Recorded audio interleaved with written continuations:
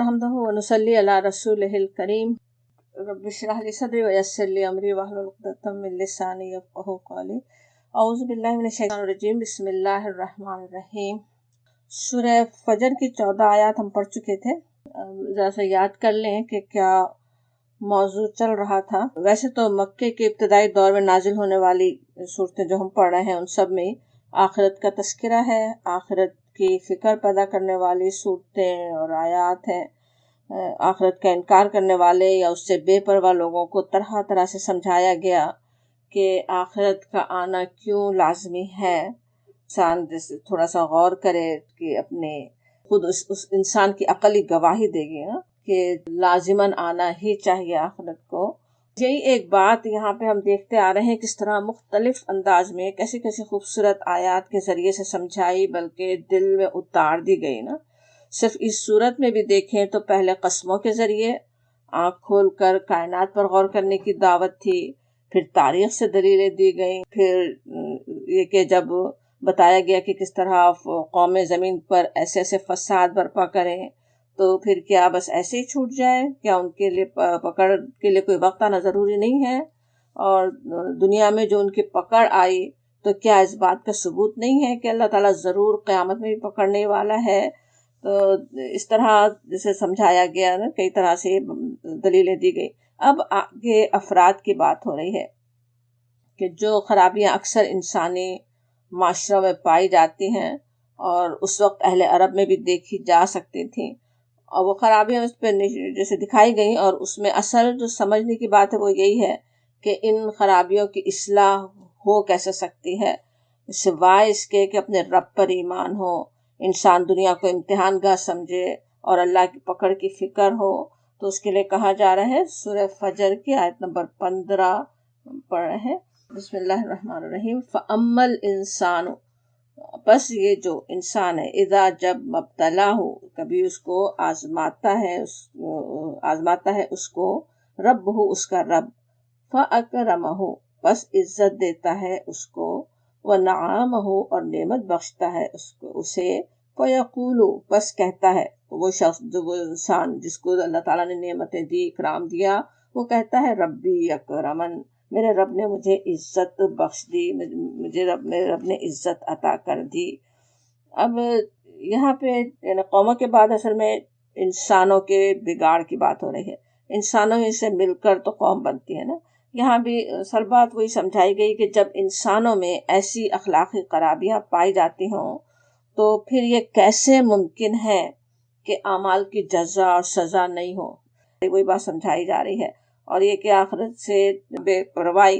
बेफिक्री कैसे किरदार पैदा करती है, तो ये बात असल समझाएगी। और उसके अलावा भी ज़ाहिर है हर आयत में हमारी हिदायत के लिए बहुत कुछ है, उस पर हम गौर करते हैं। तो कहा जा रहा है कि फ़अम्मल इंसानो, फ़अम्मा, फ़ा बस अम्मा कहें तो जैसे मगर कह सकते हैं उर्दू में, या जैसे इंग्लिश में कहते हैं ना हाउ एवर कह के बात शुरू करते हैं, एज फार एज कहकर, तो उस तरह का लफ्ज़ है ये अम्मा। तो बस ये जो इंसान है, मगर ये जो इंसान है अल इंसानो, इंसान यहाँ पे कहा जा रहा है। इंसानों में ज़ाहिर है अम्बिया कराम भी हैं,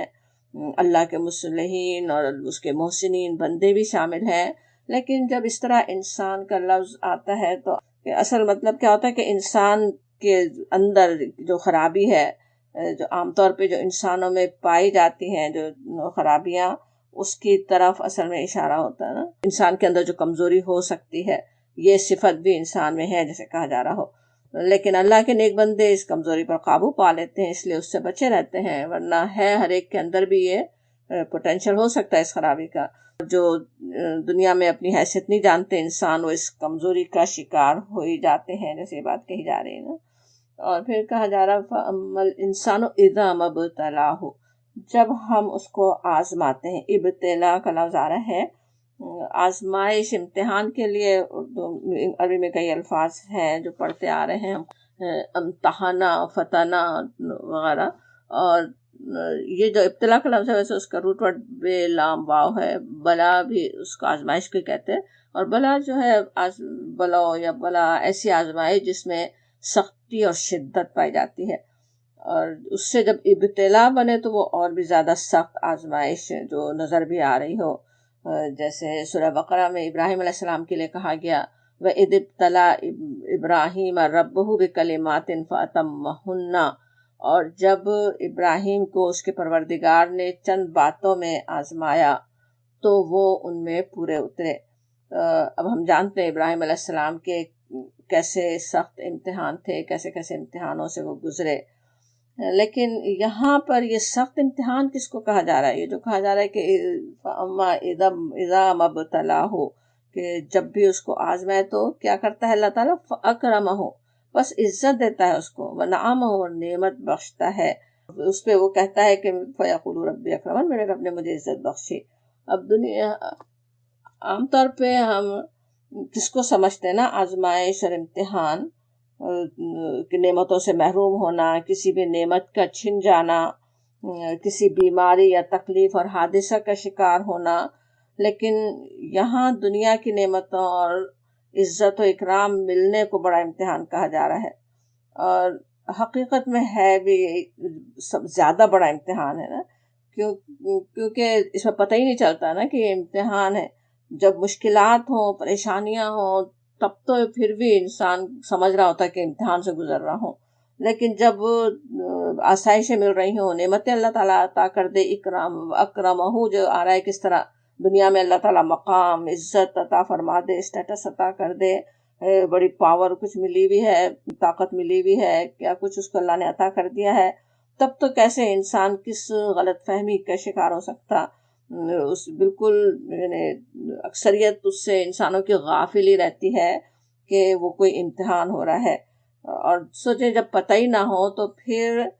کتنا امکان ہے اس بات کا نا کہ ناکامی ہونے کا کتنا امکان ہو سکتا ہے نا،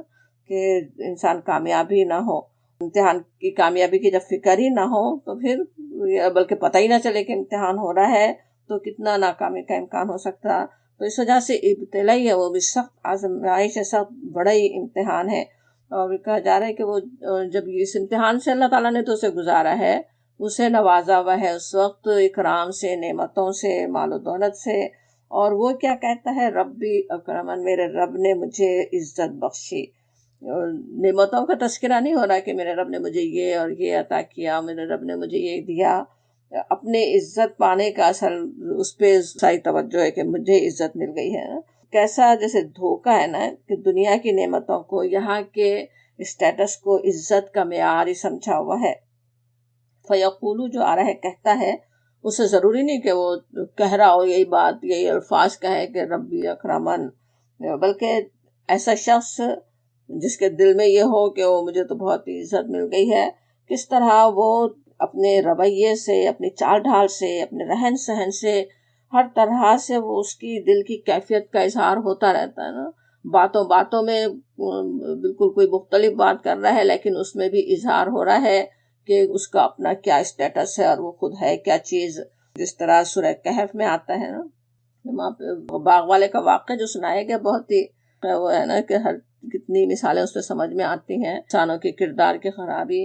اس شخص کے بارے میں آتا ہے وہ یحاورہ، اور وہ گفتگو کرتے ہوئے کہتا ہے، کوئی گفتگو ہو رہی ہے، گفتگو کے دوران وہ اپنا کس طرح سے منشن کرتا ہے نا، کیا بات کرتا ہے کہ انا اکثر منک مالا واعز نفرا، کہ میں تو تجھ سے مال میں زیادہ ہوں اور اعز نفرا، پاس نفری ہے، مال و اولاد مجھے اللہ نے خوب عطا کی ہے، میرے پاس اتنے ملازمین ہیں، کیا کیا۔ اسی طرح یہاں اس انسان کا، اس شخص کا ذکر آ رہا ہے جس کا کردار بتایا جا رہا کہ کہیں کسی کو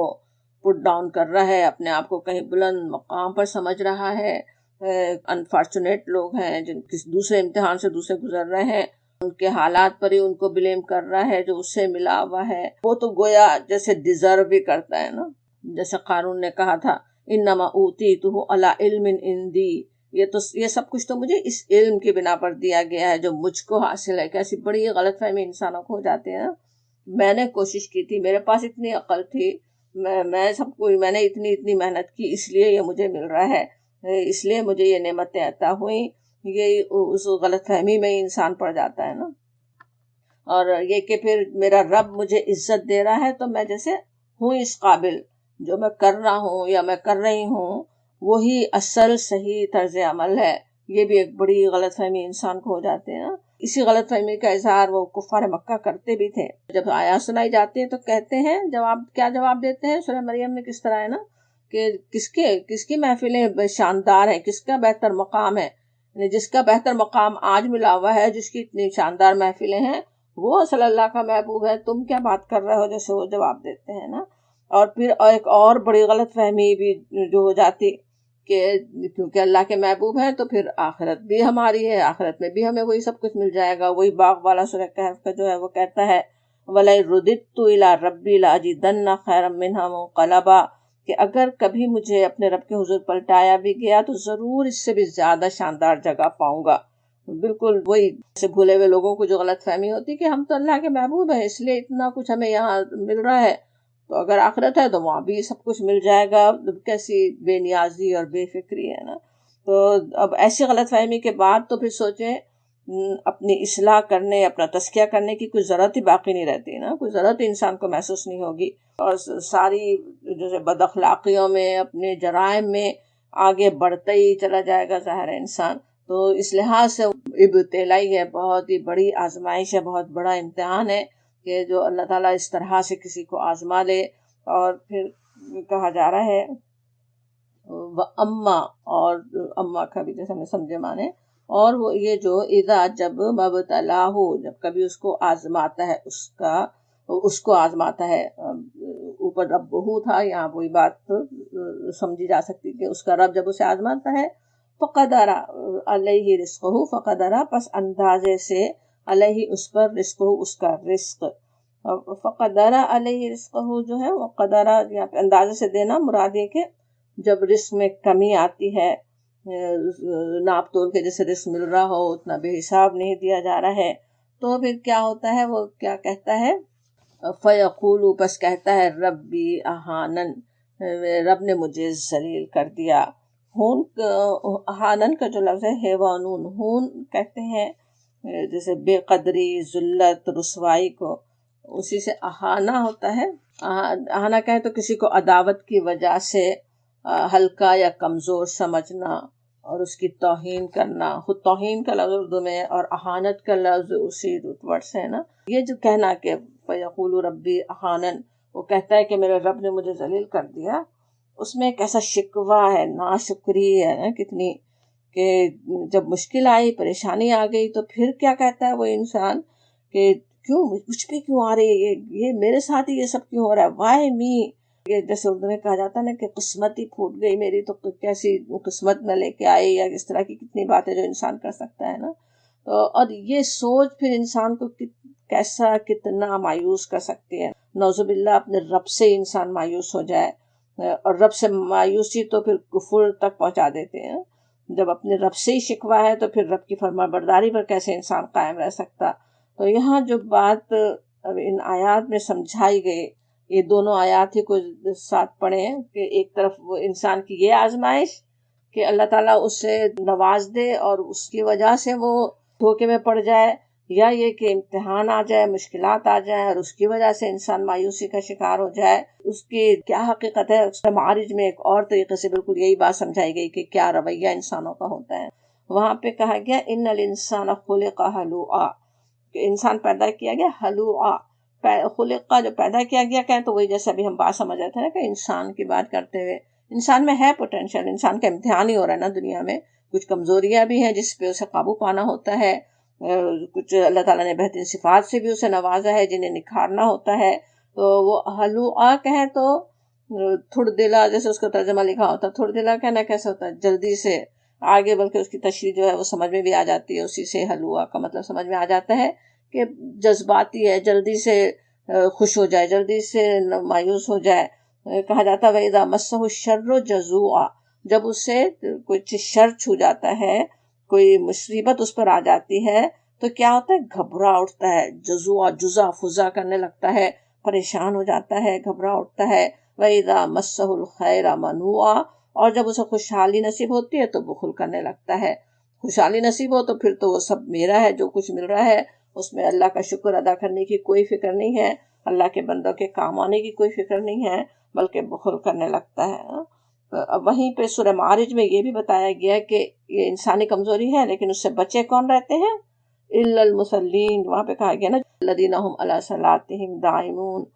وہ جو ہمیشہ پڑھنے والے ہوتے ہیں نماز، معاشرے کے محروم افراد اور سوال کرنے والوں کو ان کا حق دینے والے ہوتے ہیں، اپنی عصمت کی حفاظت کرنے والے، اپنی امانت اور عہد کا پاس کرنے والے۔ تو ان سب سے کیا سمجھ میں آتا ہے کہ اس کے ذریعے سے انسان اپنی اس کمزوری پہ قابو پا لیتا ہے، اپنی اچھی صفات کے ذریعے،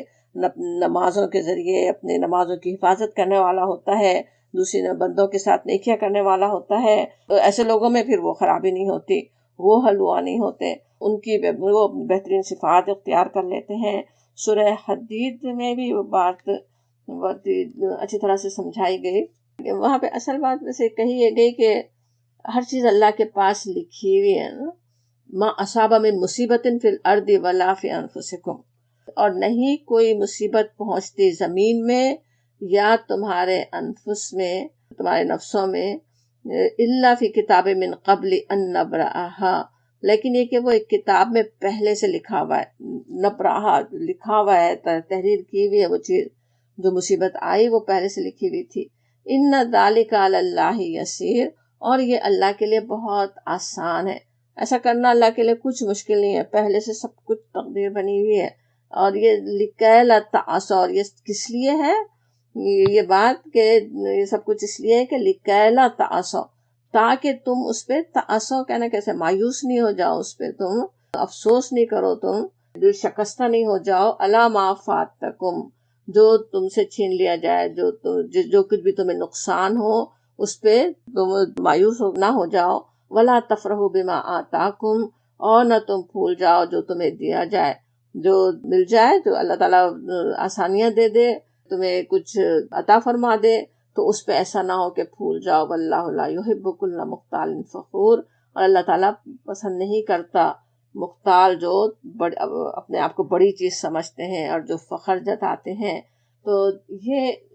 اس خرابی سے اللہ تعالیٰ بچانا چاہتا ہے نا، مصیبتیں جو ہے وہاں پہ جو سے کہا جا رہا ہے ما اصابہ من مصیبت فی الارض، اصابہ کا جو لفظ ہے وہ کیا ہوتا ہے؟ اسے جیسے تیر کا ٹھیک نشانے پہ بیٹھنا، ایک ایرو پھینک رہے ہو تو بالکل ٹارگٹ پہ جا کے لگ رہا ہو نا سیدھا، اور مصیبت اصل میں اس چیز کو کہتے ہیں جو ٹھیک نشانے پر لگ جائے۔ اس سے مصیبت کا پورا، یعنی جس کو ہم مصیبت کہتے ہیں اس کا پورا تصور ہی بدل جاتا نا ذہن میں، اگر یہی آیت ذہن میں رہے کہ کوئی مصیبت بے وقت کی نہیں ہوتی۔ کس طرح انسان بات کرتا نا، بے وقت کی موت آ گئی، بے وقت وہ ہو گیا، جوانی میں بیماری آ گئی، کوئی بھی چیز جو ہے وہ بے وقت کی ہے ہی نہیں، وہ تو لکھی ہوئی تھی، اللہ تعالیٰ کو سب کچھ معلوم تھا۔ وہ جو علیم الحکیم ہے، اپنے ہر بندے کا جو امتحان لے رہا ہے، انہیں کامیابی عطا کرنا چاہتا ہے، انہیں درجے بلند ان کے کرنا چاہتا ہے، انہیں کچھ سکھانا چاہتا ہے، ان کی کچھ تربیت کرنا چاہتا ہے، اس کے لیے وہ صحیح وقت پہ وہ چیز پہنچ جاتی ہے، اسے وہ مصیبت اس وقت اس کے پاس آ جاتی ہے۔ اس پہ اگر ایمان ہو، پورا اس تقدیر پہ ایمان ہو، تو کس طرح پھر کوئی مصیبت ہی نہیں لگے نا۔ پھر ان سب آیات کی روشنی میں یہ جو ابھی ہم نے سورہ حدید، سورہ معارج کی پڑھی، اور جو سورہ فجر کی جو یہ آیات پڑھ رہے ہیں، ان سب میں کیا بات سمجھ میں آتی ہے کہ یہ کمزوری کہ دولت و نعمت سے نوازا جائے تو پھولنے لگ جائے، نعمتوں میں کمی ہو جائے تو بالکل مایوس ہو جائے۔ کمزوری ہے ایک انسان کے لیے، کمزوری پیدا کیوں ہوتی ہے؟ جب انسان اس حقیقت کو نہیں جانتا کہ دنیا امتحان گاہ ہے۔ آج خوشیوں کا دن ہے، کامیابیاں مل رہی ہیں تو وہ بھی ایک امتحان ہی ہے، یا پھر پریشانیاں اور محرومیاں آ رہی ہیں وہ بھی اللہ تعالیٰ کے پاس لکھی ہوئی تھی، انہیں اسی وقت آنا ہی تھا۔ مایوس ہونے کے بجائے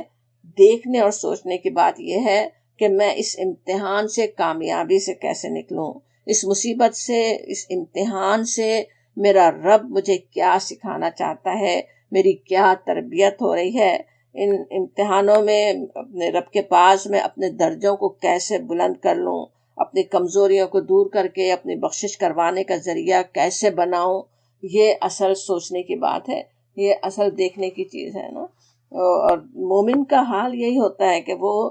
دونوں ہی حالتوں سے خیر ہی حاصل کرتا ہے نا۔ مسلم کی حدیث ہے، حضرت صہیب رضی اللہ عنہ کی روایت، کہ نبی صلی اللہ علیہ وسلم نے ارشاد فرمایا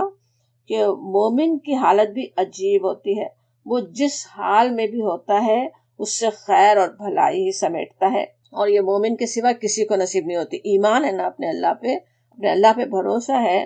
جانتا ہے کہ میرا رب مجھ سے محبت کرتا ہے، میرا رب مجھ پہ مہربان ہی ہے. اگر وہ تنگ دستی، بیماری اور دکھ کی حالت میں ہوتا ہے تو صبر کرتا ہے،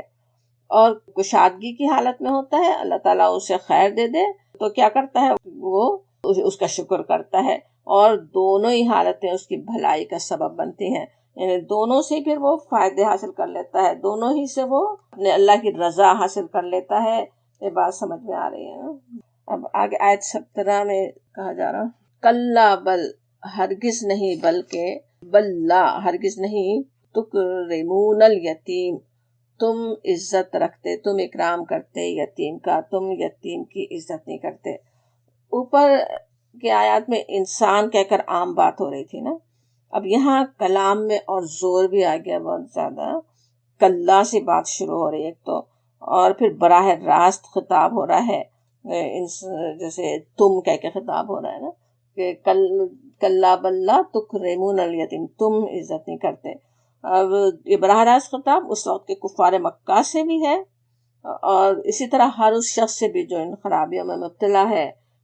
جس کو مخاطب کیا جا رہا، یعنی انسانوں کو کہا جا رہا ہے کہ تم یتیم کی عزت نہیں کرتے، تم یتیم کا اکرام نہیں کرتے. اب یہاں پہ کلا سے بات شروع کرنا سے کس طرح ہے کہ یہ جو عزت اور ذلت کا جو تم نے معیار بنایا ہوا ہے وہ صحیح نہیں ہے، وہ ہرگز صحیح نہیں ہے. تم سب غلط فہمی مبتلا ہو. اخلاق کی بھلائی اور برائی کے بجائے شان دولت کو عزت اور ذلت کا معیار بنا رکھا ہے، تو وہ صحیح نہیں ہے. کہہ کے بات شروع کی جا رہی، کلا ہرگز نہیں، ایسا نہیں ہے کہ تمہیں کوئی عزت مل رہی ہے اگر اللہ نے اکرام دے دیا، یا تمہیں ذلت مل رہی ہے اگر مصیبت آ گئی. دونوں صورتوں میں وہ امتحان ہے، ہر ایک کا امتحان ہر وقت ہو رہا ہے، اور جو اصل کرنے کا کام تھا وہ تم نہیں کر رہے ہو. بلا تکرمون الیتیم کہ تم عزت نہیں کرتے یتیم کی. یتیم کا کس طرح، جب تک باپ زندہ ہو تب تو کیسا برتاؤ اس کے ساتھ ہو رہا ہوتا ہے نا، اور کیسی عزت دی جا رہی ہوتی، باپ عزت دار ہے، بچے کو عزت مل رہی ہے. لیکن باپ آنکھیں بند ہو تو کیسے آس پاس کے سبھی لوگ، رشتہ دار، اپنے ہی قریب ترین لوگ، چچا، ماموں، بھائی، تب بہن، سبھی جیسے منہ پھیر لیں نا، اس کے ساتھ کیسے برا سلوک کرنے لگ جائیں. یتیم کی وجہ سے دیکھ بھال، اس کے خیر خواہی کے بارے میں قرآن کی ابتدائی صورتوں سے ہی ہم احکامات پڑھتے آ رہے ہیں نا. نبی صلی اللہ علیہ وسلم کے ارشادات بھی آپ کو یاد ہی ہوں گے، کتنی تاکید ایسے کی گئی نا کہ یتیم کے دیکھ بھال کی، یتیم کا خیال رکھنے کی. کس طرح کہا جاتا کہ تمہارے گھروں میں سے بہترین گھر وہ ہے جس میں کوئی ایک یتیم ہو اور اس کے ساتھ بہترین سلوک کیا جاتا ہو. تمہارے گھروں میں سے بدترین گھر وہ ہے جس میں کوئی یتیم ہو اور اس کے ساتھ برا سلوک کیا جاتا ہو نا، وہ سب سے بدترین گھر ہے. تو کتنی بڑی ترغیب اس میں ہے کہ جب کسی گھر میں ہے تو اس کے ساتھ بہترین سلوک انسان کرے، یتیم کے ساتھ اس کے ساتھ اچھا معاملہ کرے، تو وہ اللہ کی نظر میں وہ بہترین گھر ہے. اس کے ساتھ اچھا سلوک نہیں ہو رہا تو وہ بدترین گھر ہے. اور بھی ویسے کتنی ہی احادیث ہیں نا، سر پہ ہاتھ پھیریں تو پورے بالوں جتنا ثواب مل رہا ہو اس کے، بلکہ دل کی، کسی نے آ کے نبی صلی اللہ علیہ وسلم سے اپنے دل کی سختی کا ذکر کیا تو آپ نے فرمایا کہ یتیم کے سر پر شفقت کا ہاتھ پھیرو اور مسکینوں کو کھانا کھلاؤ. یتیم کے ساتھ جیسا اچھا سلوک کریں، اپنی تربیت بھی انسان کی ہو رہی ہوتی ہے نا. ایک اور بھی ترغیب آپ نے دی کہ میں اور یتیم کا سرپرست، بخاری کی حدیث ہے یہ، سہل بن سعد کی روایت، کہ میں اور یتیم کا سرپرست اور دوسرے محتاجوں کا سرپرست، ہم دونوں جنت میں اس طرح ہوں گے. یہ کہہ کر آپ نے بیچ کی انگلی اور شہادت کی انگلی سے اشارہ کیا اور ان دونوں کے درمیان، انگلیوں کے درمیان تھوڑا سا فاصلہ رکھا، قریب قریب ہوں گے بہت. دنیا میں یتیم کا خیال کیا تو آخرت میں اس طرح نبی صلی اللہ علیہ وسلم کے قریب مقام، سوچیں کتنی بڑی بات ہے. اس کی وہاں پہ امید دلائی گئی، نبی صلی اللہ علیہ وسلم نے اس کے خوشخبری دی. اب یتیم کی یہاں پہ بات ہو رہی ہے. یتیم جو ہے وہ تو ہے ہی جیسے معاشرے کے سب سے کمزور افراد ہیں، تو انہیں بھی یہاں پہ بات صرف یہ نہیں ہو رہی کہ ان کا خیال کیا جائے نا. یہ آیت اس لحاظ سے بہت غور کرنے والی ہے. بات صرف یتیم کی کفالت کی، اسے گھر میں رکھنے، تعلیم دینے، اس کا حق دینے کی نہیں ہو رہی، بلکہ کہا یہ جا رہا ہے کہ تم اکرام نہیں کرتے. کیسے ڈانٹ جیسے دی جا رہی ہو نا، تنبیہ کی جا رہی ہو، تم اکرام نہیں کرتے، عزت نہیں کرتے. عزت اور اکرام ایک بچے کا اور وہ بھی یتیم کا، یہ اسلام کی کیا تعلیم ہے نا. اور پھر اس کے بعد دیکھیں کہ مسلمان گھروں تک میں بھی یتیم کا کیا حال ہوتا ہے نا، سب کا ملازم بن کر رہ جائے، ہر قصور کا ذمہ دار ٹھہرے. یتیم کے ساتھ تو ہے ہی پھر بہت ہی ڈر کے کتنے کمزور ترین ہے نا، ایک تو بچہ، اور اپنے لیے خود آواز نہیں اٹھا سکے، کوئی اس کے پشت پہ نہیں ہے. لیکن اسی سے بھی یہ بھی سمجھ میں آتا ہے کہ معاشرے کے جو دوسرے کمزور افراد ہوں، جیسے بیوہ ہے، مطلقہ بہن بیٹی ہے، یا ایسے افراد جو خاندان سے محروم ہوں. نو مسلم ہی کتنے ہوتے ہیں جو بلکہ ابھی چھوٹی عمروں کے بھی ہوتے ہیں، اسلام لائے گھروں سے نکال دیے گئے، کوئی خاندان اب ان کا نہیں ہے. پھر ایسے افراد جو ڈیپینڈنٹ بن گئے ہوں، اب خاندان میں ان کے کوئی اولادیں نہیں ہیں، کچھ ہے کسی کے گھر پہ آ پڑے ہوں، یا پھر غریب ملازمین بھی، ان سبھی کے ساتھ سمجھ میں آتا ہے کہ عزت اور اکرام ہی کا معاملہ کرنے کی ضرورت ہے. بلکہ ہوتا کیا ہے، محبت اور احترام کے بھی جو رشتے ہوتے اکثر، وہ تک بھی جب مجبور ہو جائے اگر، تو ان کو بھی مقام دینا اکثر آسان نہیں ہوتا ہے نا. کہ بزرگ ہیں، بڑے ہیں، تو ان کو کس طرح ان کا اکرام کرنا چاہیے، اکثر اتنا اکرام ہو نہیں پاتا نا، ڈیپینڈنٹ ہو گئے ہیں اب وہ. ایسی بد اخلاقی سے بچانے والی چیز کیا ہے؟ آخرت پر ایمان، آخرت کی فکر. تبھی انسان ایسی بری بد اخلاقی سے بچ سکتا ہے. اور پھر کہا جا رہا وَلَا تُحَاضُونَ، اور نہیں تم ترغیب دیتے عَلَىٰ طَعَامِ الْمِسْکِین، مسکین کو کھانا کھلانے پر. حدہ کا جو لفظ ہوتا ہے دعا، اس کے معنی ہوتے کسی کو کسی کام پر ابھارنا، ابھار کر کام کی رفتار کو تیز کرنا، اچھے کام کی ترغیب دینا. ایک تو کھلانا خود اہم ہے، کسی غریب کو کھلانا، کسی بھوکے کو کھلانا. مشکات میں حضرت انس رضی اللہ عنہ کی روایت ہے کہ رسول اللہ صلی اللہ علیہ وسلم نے فرمایا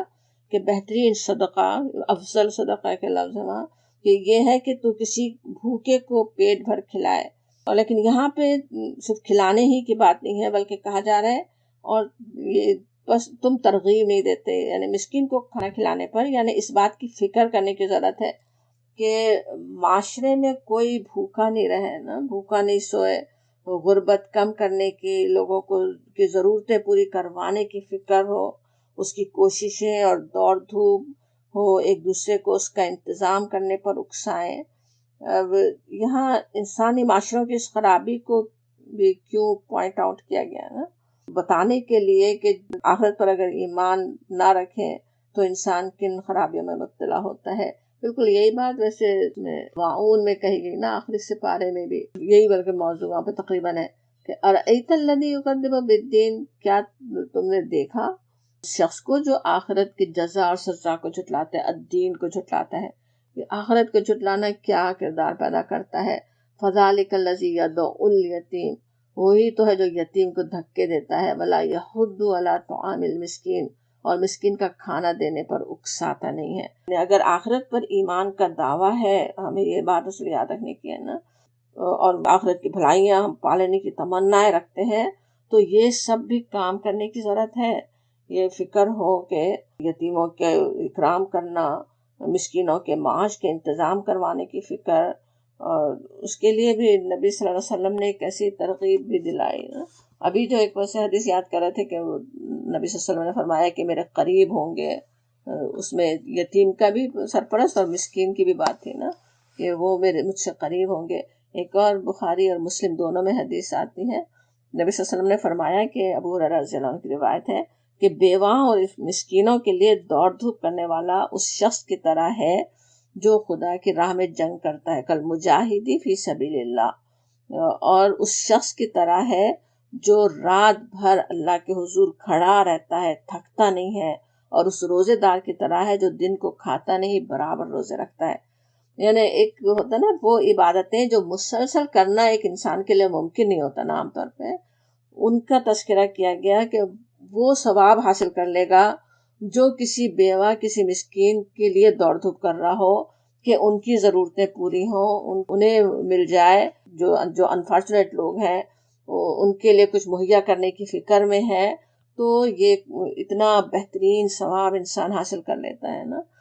خود سے کھلانا وہ خود بھی بڑا ہی ثواب کا کام ہے. پتہ ہی ہے حضرت عمر بن خطاب رضی اللہ عنہ فرماتے ہیں کہ رسول اللہ صلی اللہ علیہ وسلم سے پوچھا گیا سب سے اچھا عمل کون سا ہے؟ آپ نے فرمایا کسی مسلمان کا دل خوش کر دینا بڑے ثواب کا کام ہے. اگر بھوکا ہو تو کھانا کھلا دو، اس کے پاس کپڑے نہ ہو تو کپڑے پہناؤ، یا اس کی کوئی ضرورت اٹکی ہو تو اس کی ضرورت پوری کر دو. اور ایک اور بھی بلکہ ترمذی کی حدیث ہے، ابو سعید خدری کی روایت ہے، رسول اللہ صلی اللہ علیہ وسلم نے ارشاد فرمایا کہ جس کسی مسلمان نے مسلمان کو بھوک کی حالت میں کھانا کھلایا تو قیامت کے دن اللہ تعالیٰ اس کو جنت کے پھل کھلائے گا. اسی طرح کسی نے پانی پلایا پیاس کی حالت میں، اسے اللہ تعالیٰ قیامت کے دن مہر بند شراب پلائے گا، مشروب پلائے گا. اور کسی نے مسلمان کو کپڑا پہنایا جبکہ وہ جسم کے ننگے ہونے کی حالت میں، تو اللہ تعالیٰ قیامت کے دن جنت کی پوشاک اسے عطا کرے گا. تو یہ تو اپنے جو خود انسان کرے وہ اتنی بڑی بات ہے، لیکن دوسروں کو انکریج کرے تو اور کتنا زیادہ ثواب بڑھ جاتا نا. حضرت ابو ہریرہ رضی اللہ عنہ سے روایت ہے کہ جو شخص کسی کو نیک کام بتائے تو اس کو اتنا ہی ثواب ملے گا جتنا کرنے والے کو ملے گا. اور اللہ اس بات کو پسند کرتا ہے کہ مصیبت زدہ خواہ کوئی ہو، یعنی مسلم ہو یا غیر مسلم، اس کی مدد کی جائے. یعنی ہر ایک کی مدد کرنے کی ضرورت ہے وہ، اور کتنا بڑا ثواب حاصل کر سکتا. تو یہاں پہ ٹوکا ویسے تو جا رہا ہے کہ تم نہیں کرتے، لیکن اس سے ہمیں کیسی ترغیب مل رہی ہے نا کہ ہمیں کس طرح لوگوں کو ترغیب دلانے کی ضرورت ہے، مسکین کا کھانا کھلانے کی، معاشرے سے غربت کو دور کرنے کی، اور اس کا فکر کرنے کی لوگوں کے نا. اور یہاں تو دینے دلانے کی بات ہو رہی، لیکن کیا حال ہے تمہارا کہا جاتا. آیت نمبر 19 پڑھ رہے ہیں، وَتَأْكُلُونَ التُّرَاثَ أَكَلًا لَمًّا، اور تم کھا جاتے ہو میراث کا مال سمیٹ کر. لمّا سارے کا سارا، لمّا کہے تو ہوتا ہے جیسے جمع کر کے سمیٹ لینا بہت سارا کا سارا. تراثہ ویسے ہم جانتے ہیں ورثہ کیا ہوتا ہے، تو اس کے جو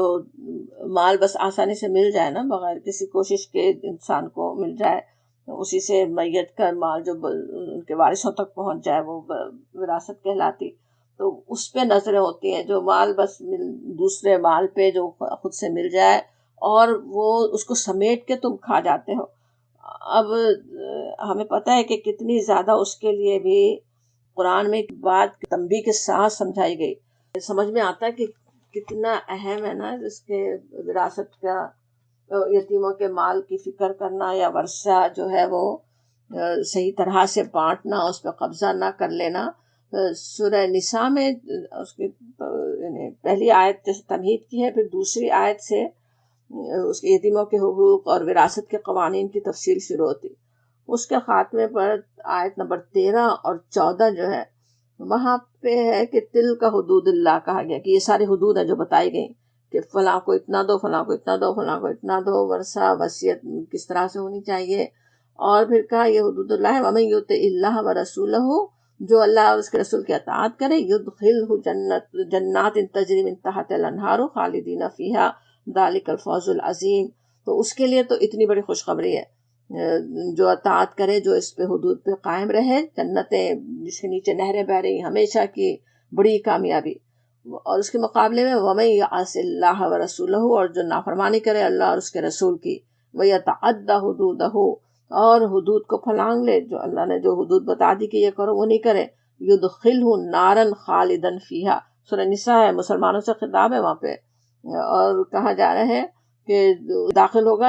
آگ میں ہمیشہ کے لیے. وَلَهُ عَذَابٌ مُهِينٌ، اور اس کے لیے بہت ہی ذلت والا رسوا کن عذاب ہے. اللہ تعالیٰ پناہ میں رکھے. اتنی زیادہ وعید ہے قرآن میں، احادیث میں وراثت کے بارے میں. اور پھر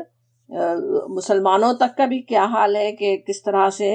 مال ہڑپ کر لیے جاتے ہیں. کوئی ایک چچائی پورا سارے کے بھائی کے بچوں کا پورا مال خود قبضہ کر کے بیٹھ جائے، کوئی بڑا بھائی چھوٹے بہن بھائیوں کا قبضہ کر کے بیٹھ جائے. تو اب سوچیں کہ پھر وہاں اس معاشرے میں جو کہ ایمان ہی نہیں رکھنے والے تھے ان کا کیا ہوتا ہوگا. تو اس پہ یہاں پہ کہا جا رہا ہے وَتَأْكُلُونَ التُّرَاثَ أَكْلًا لَمًّا، اور تم کھا جاتے ہو میراث کا مال سب کچھ جمع کر کے. اور کیا ہے وَتُحِبُّونَ الْمَالَ حُبًّا جَمًّا، اور تم محبت کرتے ہو مال سے خوب. جمع کا جو لفظ ہے جیسے کسی بھی چیز کی کثیر مقدار کا ایک جگہ جمع ہونا، حبن ایک تو وہی بہت ہی محبت کے لیے، وہی بونا تم محبت کرتے ہو، المالا حبن جمع اور زیادہ اس کے ساتھ کہ بہت ہی زیادہ محبت، جی بھر کے جیسے محبت کرتے ہو، وہ بات ہو رہی نا۔ اب یہ اصل میں وہ جو اوپر کے جو سارے مرض بتائے گئے تھے نا، جو ان سب کی اصل بیماری جیسے ڈائگنوز کی جا رہی نا کہ کیا ہے، کہ انسانی معاشروں میں انسانوں کی کردار کی جو ساری خرابیاں اوپر بیان کی گئیں، ان کی تہ میں ایک ہی بات ہے کہ ایسے لوگوں کے سر پر مال کی محبت، دنیا کی ہوس سوار ہے نا۔ مال ہے تو اپنے آپ کو عزت دار سمجھ رہا ہے، اللہ کا محبوب سمجھ لیا، نہیں ہے تو نعوذ باللہ اللہ پر الزام کہ اس نے مجھے ذلیل کر دیا۔ کمزور کی قدر نہیں کرنا، معاشرے سے غربت کا خاتمہ کرنے کی کوئی کوشش نہیں، مفت کے مال پر نظریں، تو وہ کہا جا رہا ہے کہ تم بڑی اس میں مال کی محبت میں سخت ہو۔ ایک مومن جس کی نظروں کے سامنے سوچے ہر وقت آخرت کا دائمی عذاب، آخرت کا دائمی آرام ہو، اپنے دامن کو اس دنیا کے فتنے سے وہی بچا سکتا نا۔ اس کے لیے اب آخرت کا نقشہ سامنے رکھا جا رہا ہے، کہا جا رہا ہے کلا ہرگز نہیں، اذا جب دکت الارض دکن دکا، جب برابر کر دی جائے گی زمین کوٹ کوٹ کر۔ اب یہاں کلا کا جو لفظ ہے کہ وہ ہرگز نہیں، یعنی جو تم سمجھ رہے ہو، جو تمہارا جو یہ خیال ہے نا، جو تم نے سمجھا ہوا ہے کہ دنیا یہ مال ہی سب کچھ ہے، وہ نہیں ہے، وہ ہرگز کلا ایسا نہیں ہے۔ اور یہ کہ کیا اصل کیا ہونے والا ہے، اذا جب دکت الارض دکن دکا، دکا جو ہوتا ہے وہ کوٹنا، ہموار کرنا، کسی چیز کو کوٹ کر ریزہ ریزہ کر کے زمین کے برابر کر دینا، زمین جو ہے وہ جیسے کوٹ کے برابر کر دی جائے گی، کہا جا رہا ہے۔ اب یہ زمین کا برابر ہو جانا وہ کئی جگہ ہم سمجھتے ہی آ رہے ہیں نا کہ کس طرح ہونے والا ہے۔ سورہ کہف میں وَإِنَّ لَجَاعِلُونَ مَا عَلَيْهَا صَعِيدًا جُرُزًا، بالکل صفا ایک چٹیل صاف میدان بنا دینے والے ہیں زمین کو ہم۔ یا پھر سورہ طٰہٰ میں بھی پڑھ رہے تھے نا ہم، لا تری فیہا عوجا ولا امتا، کوئی بل کوئی سلوٹ اس پہ تم اس دن نہیں دیکھو گے۔ تو وہ تو جیسے ہر چیز کوٹ کے پہاڑ اور ہر چیز سب برابر کر دی جائے گی، اور کیا ہوگا، وجاء ربک والملک صفا صفا، اور آئے گا تیرا رب اور فرشتے صف بصف۔ جاء کے معنی آنے کے ہوتے، لیکن اللہ تعالیٰ کی ہستی کے لیے جا کا لفظ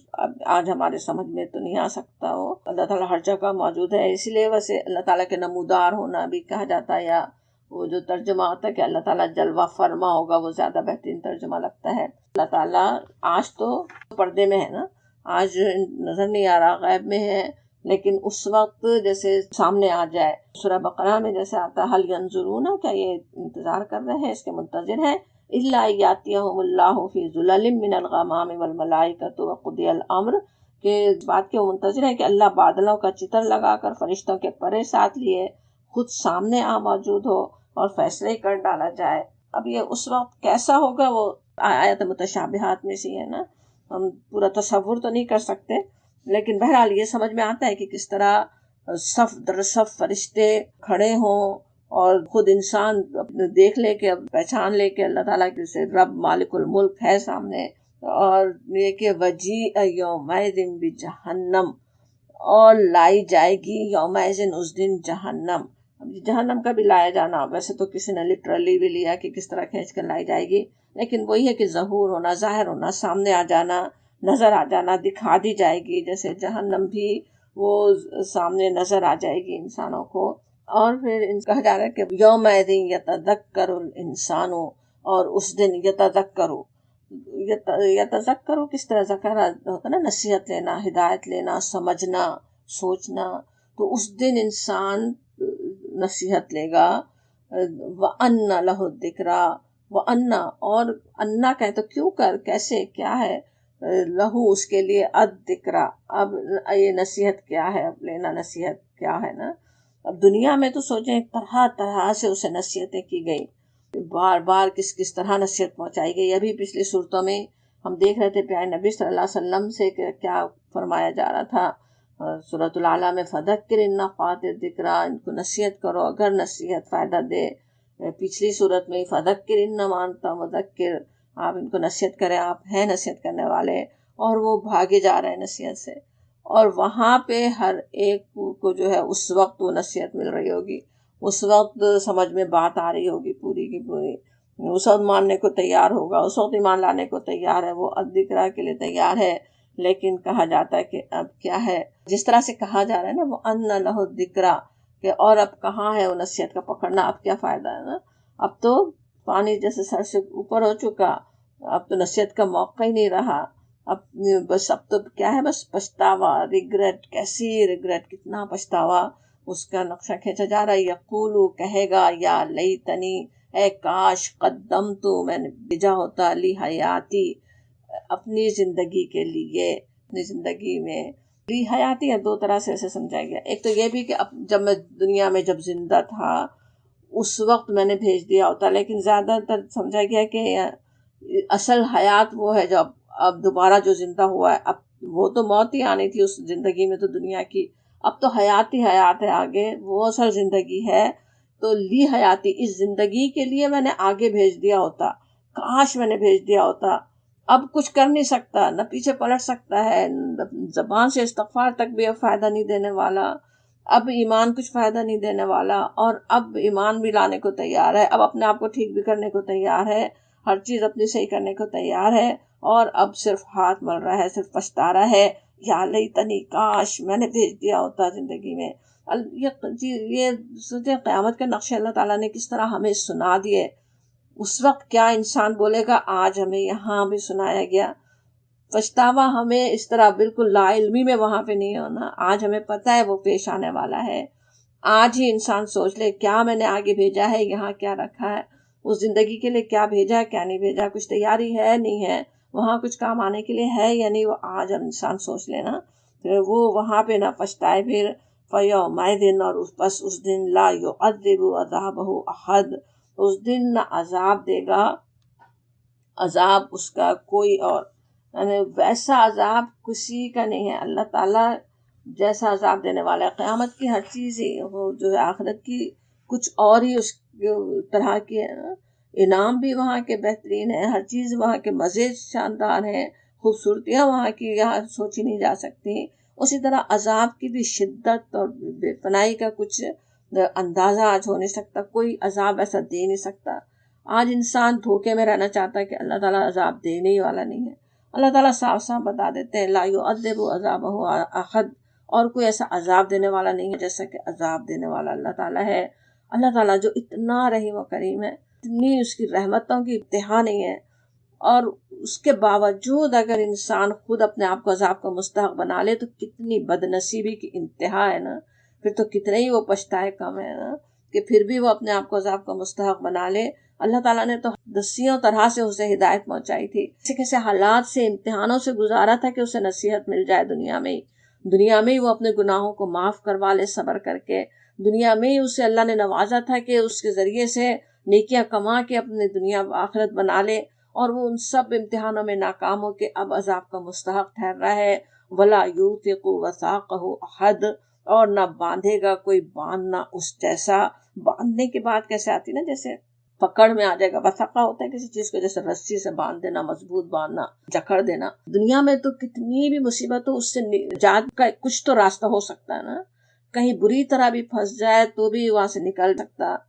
اور کچھ بھی نہیں ہو تو موت تو ہے ہی ایک راستہ نکلنے کا کہ اس مصیبت کا خاتمہ ہو جائے، لیکن وہاں جو جکڑ ہے، وہاں جو پکڑ ہے، اس سے تو کوئی نکلنے کا راستہ ہی نہیں ہے۔ وَلَا يُوثِقُ وَثَاقَهُ أَحَدٌ، اللہ تعالیٰ اپنی پناہ میں رکھے، ایسے لوگوں میں ہمیشہ ملنا فرمائے، ایسے پچھتانے والوں میں، وہاں عذاب پانے والوں میں، اس کے لیے آج ہم اپنے آپ کو بچانے کی فکر کر لیں انشاءاللہ تعالیٰ۔ اور پھر کہا جاتا دوسری طرف، ایک طرف وہ لوگ ہیں جو اس طرح عذاب کے مستحق ٹھہرے،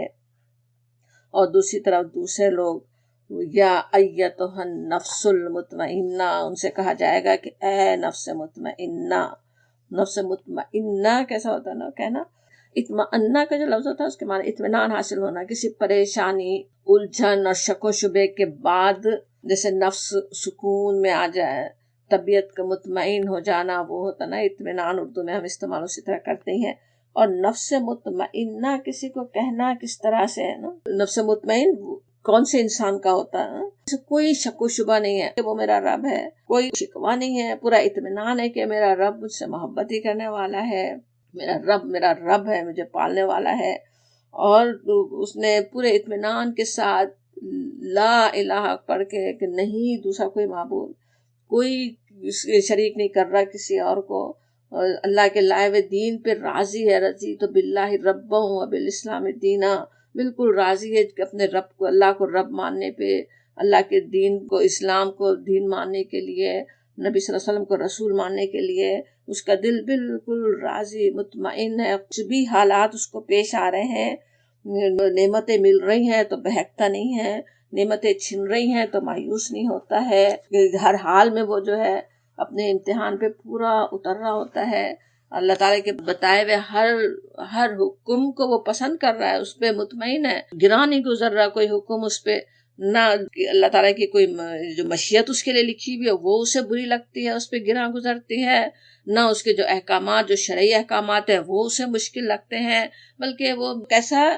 दुनिया में भी नफ्स मुतमईन नहीं हासिल हो जाता ना। सोचे कितने इत्मीनान की बात हो। एक जो जुसा फुजा करने वाला इंसान हो, जिसके पीछे नक्शा खींचा गया था जो हलू, और जिसका नफ्स हो वो तो हर हाल में गैर मुतमईन है, कुछ मिल रहा है तो भी इत्मीनान ही नहीं है, और की लालच में ही पड़ा हुआ है कि वो भी मिल जाए, ये भी जमा कर लूं, वो भी जमा कर लूं, उसकी कमी ही पड़ रही है। नहीं मिल रहा है तो बेचैन है कि क्यों नहीं मिल रहा है, मुश्किल आई तो बेचैन है। उसके मुकाबले में एक जो अपने अल्लाह पे भरोसा रखने वाला है, अपने अल्लाह के शुक्र पे कायम है, उसे कैसा नफ्स मुतमईना हासिल हो जाता है ना। अल्लाह ताला उसे पुकारते ही उस तरह है,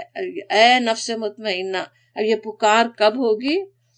वो मौत के वक्त भी हो सकती, जब रूह लेने के लिए फरिश्ते आ रहे हो, क़यामत के दिन यही हो सकती, जन्नत की तरफ जब ले जाया जा रहा हो तब उसे ये कहा जा रहा हो कि या अय्यतुहन नफ्सुल मुतमइन्ना इरजाई इला रब्बिकी, पलट अपने रब की तरफ। इरजाई कैसा है ना, दुनिया में भी एक मोमिन अपने रब ही की तरफ दौड़ रहा था, कल्बे मुनीब भी उसके पास था, हर हालत में अपने रब की तरफ ही वो पलटता था, शुक्र की तरफ ही। हर मामले में वो यही देख रहा होता था मेरे रब की रजा किस में है और किस में नहीं है। एक मोमिन की सिफात जो कुरान में किस तरह आती है ना, कई जगह युरीदून वजह हो, वो अपने रब के जैसे चेहरे का इरादा रखते हैं, रब की रजा के तलबगार होते हैं, उसी की समत में लौ लगाने वाले होते हैं। सूरह बकरा में है, मैं यशी नफ्सहु इब्तिगा मर्दातिल्लाह, जो अपने रब की रजा पाने के लिए अपनी जान खपा देता है, तो उसके लिए भी रब दुनिया में तो जान खपा रहा था वो अपने रब को पाने के लिए, रजा को पाने के लिए। अब कहा जाता अब इत्मीनान से आ जाओ, बस अब इत्मीनान है, आगे पलटो अपने रब की तरफ। जिस रब के रजा चाहते थे, जिस रब के को पा लेना तुम चाहते थे, वो उसकी तरफ तुम पलटो। रादियतम मर्दिया, रादियतम मर्दिया कहना कैसा है ना, रादिया कहें तो किस तरह, वो जिससे जो खुद अपने रब से राजी रहे,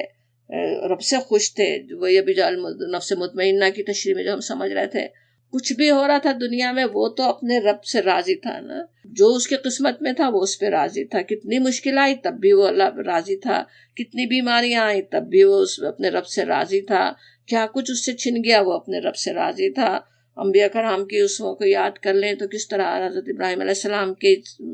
उसवा सबसे पहले सामने आता, जो हुक्म आए खुशी खुशी बस कर डालने को तैयार है, कितनी मुश्किल हुक्म आए बस अपने रब की रजा पे राजी खुश, आग में कूदना पड़ जाए, अपने बच्चे को, अपनी बीवी को छोड़ना पड़ जाए, बच्चे को कुर्बान करना पड़ जाए। अल्हम्दुलिल्लाह वैसे इम्तिहान नहीं आते, मगर जैसे जो इम्तिहान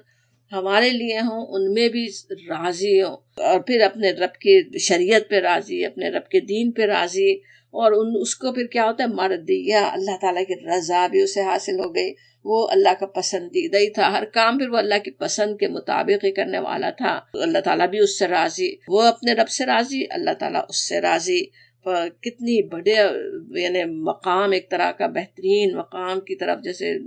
बताया जा रहा है ना कि अपने रब की तरफ चलो, राजिया तब मर्जिया, खुशी खुशी दुनिया में राजी रहे, आगे भी यही सब होना है। अल्लाह ताला इतना देगा कि तुम खुश हो जाओगे, अल्लाह ताला तुमसे इतना खुश है कि वो तुम्हें सब कुछ नवाज देगा। फदखुली फी इबादी, बस दाखिल हो जाओ मेरे बंदों में, वदखुली जन्नती, फदखुली फी इबादी, अब एक और ख़ास मकाम की खुशखबरी, अपने रब की तरफ से ख़ास बंदों में शामिल होने की बशारत। دنیا میں بھی بندے کی دعا یہی تھی نا، ایک بندے کی، مومن کی، مجھے سیدھا راستہ دکھا، اہدنا الصراط المستقیم، ان لوگوں کا راستہ جن پر آپ کا انعام ہوا، صراط الذین انعمت علیہم والحقنی بالصالحین کی دعا کس طرح انبیاء کرام نے کی، ہمیں سکھائی گئی قرآن میں، ان میں شامل ہو جائیں، صالحین میں ہم شامل ہو جائیں۔ وادخلنی برحمتک فی عبادک الصالحین، رحمت سے مجھے آپ کے صالحین بندوں میں شامل کر لیں، یہ اس کی دعائیں تھی۔ اللہ تعالیٰ فرماتے ہیں داخل ہو جاؤ میرے بندوں میں، فادخلی فی عبادی، ان میں تم بھی شامل ہو گئے، ان صالحین میں تم شامل ہو گئے، اس کی خوشخبری مل رہی ہے۔ اور یہ کہ وادخلی جنتی، اور داخل ہو جاؤ میری جنت میں۔ یہاں پہ جنت کو دیکھیں جنتی کہا جا رہا ہے، میری جنت۔ اللہ تعالیٰ نے اپنی طرف جسے منسوب کر کے کس طرح جنت کو بھی اعزاز و اکرام زیادہ ہی اس کا سمجھ میں آ رہا ہے نا، تو یہ بھی اشارہ ہے کہ جنت میں صرف یہی نہیں کہ ہر طرح کی راحتیں جمع ہے جو ہم دائمی ہے، ہمیشہ ملنے والی ہے، بلکہ سب سے بڑی بات یہ ہے کہ وہ اللہ کی رضا کا مقام ہے، جن سے اللہ تعالیٰ راضی ہوا، اللہ تعالیٰ انہیں وہ عطا کرنے والا ہے، جنت کا مقام دینے والا ہے۔ اور یہاں وہ بشارت دی جا رہی ہے نفس مطمئنہ کو، اس راضیہ مردیہ بندے کو، کہ میرے بندوں میں داخل ہو، وادخلی جنتی، اور میری جنت میں داخل ہو جاؤ۔ جب فوز العظیم جو ہے، جو سب سے بڑی کامیابی ہے، اس کی بشارت عطا کی جا رہی۔ تم سے اللہ راضی ہو گیا، اب اللہ کی رضا کے مقام پہ پہنچ جاؤ، تم داخل ہو جاؤ انشاءاللہ۔ اللہ تعالیٰ اپنی بے حد رحمتوں کے صدقے، اپنے کرم کے صدقے ہمیں ان بندوں میں شامل فرما، اور ہمیں دنیا میں وہ نفس مطمئنہ اللہ تعالیٰ عطا فرما دے، اس کی رضا پہ راضی رہنے کی ہمیں توفیق عطا فرما دے، اور انشاءاللہ تعالیٰ اللہ تعالیٰ کے فرشتے اسی طرح ہماری روح کو لینے آئے کہ پکار رہے ہوں، یا ایتھا النفس المطمئنہ، ہے نفس مطمئنہ، چل اپنے رب کی طرف، ارجعی الی ربک، اپنے رب کی طرف چل۔ وآخر دعوانا الحمدللہ رب العالمین۔